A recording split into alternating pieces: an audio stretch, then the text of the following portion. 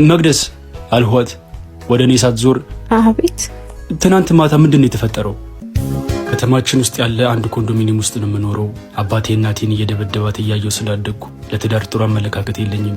አባቴ ሞት በኋላ እናቴ ሌላ ባል ሳታገባ ሌላ ተጨማሪ ልጅም ሳትወልድ አንድ ገዳም ውስጥ ገብታ በምንኩስና ህይወት ነው የምትኖረው። እኔም አንድ ቢሮ ውስጥ ተቀጥሬ እየሰራው ዓለማዊ ህይወቴን ለማሸነፍ እታገላለሁ። አዮ ሁሌ አዲስ ላይፍ ገቡ ባልና ሚስት ጎረቤቶች አሉኝ። ፍቅራቸው ያስቀናል። ባያቸው ቁጥር አቤት የሚወሉት ልጅ ታድሎ የእናትም የአባትን ፍቅር አግኝቶ ነው የሚያድገው። ምን አለ የኔም አባት እናቴን እንደዚህ ቢወዳት ኖሮ እያልኩ ቀናለሁ።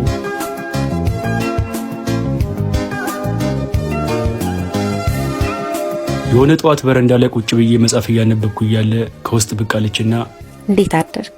እግዚአብሔር ይመስገን፣ እንዴት አደርሽ? ደህና ነኝ ይመስገን አለችና ወደ በረንዳው መደገፊያ ተጠግታ ደግፋለች። እስካሁን አልተዋወቅንም አይደል?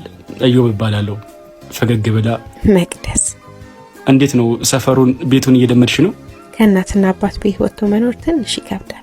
አንቺማ እናት የሆነ ባል ያለሽ ለትንሽ ጊዜ ነው፣ አይዞሽ ትለምጂዋለሽ። አንተስ አላገባህም? እኔ እንኳን ማገባ አይመስለኝም። ሲንግል ነው። ብዙ ምክንያቶች አሉኝ። ካገባህ ግን ለሚስት ጥሩ ባልሆነላት። እሺ ጥሩ ባል ካልሆን እንዳልከው ባታገባ ነው የሚሻለው።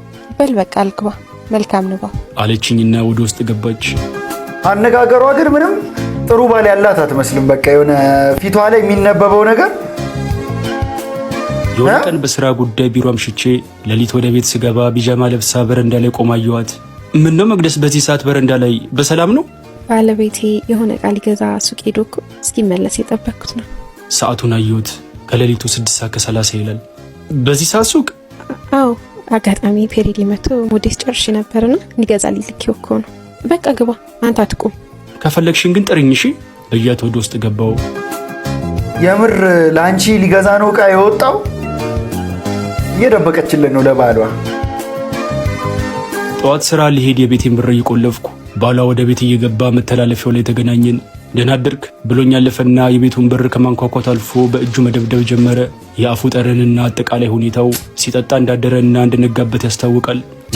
በረንዳ ላይ ቆማ ሳገኛት የሆነ ቃል ገዛ ሱቅ ሄዶ እስኪመለስ የጠበቅኩት ነው ያለችኝ ውሸት እንደነበረ ገባኝ።